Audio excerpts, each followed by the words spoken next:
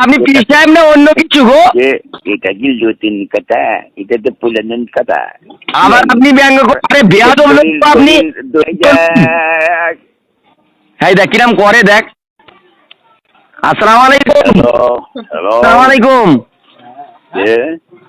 হুজুর আশিক বলছি। কে? আশিক বলছি দক্ষিণ 24 পরগনা থেকে। আশিক?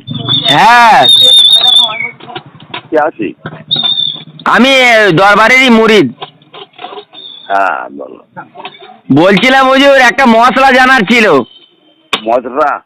মশলা মশলা কি মশলা? হলদি না লঙ্কা না আদা না রসুন? ওই আপনার ভাইপোর ব্যাপারে আব্বাস ভাইজান বলছিল যে টিএমসি কে ভোট দিলে কাফের হয়ে যাবে, তাহলে ওই আসেম সিদ্দিকী কি কাফের হবে বাবা? এটা কি লতিন কথা? এটা তো পুরাতন কথা। আবার আপনি ব্যঙ্গ করছেন, আপনি পীর সাহেব না অন্য কিছু গো? যে কথা বলছে কাফের হয়ে যাবে বলেছে আব্বাস সিদ্দিকী। আবার ব্যঙ্গ করে আরে বেয়াদব লোক তো আপনি। দলিলটা দিয়ে দিয়েছে, দলিল দিয়ে দিয়েছে তো আব্বাস সিদ্দিকী।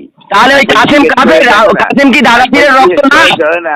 হ্যাঁ বুঝলে, বলি কাসেম কি দাদা পীরের রক্ত না?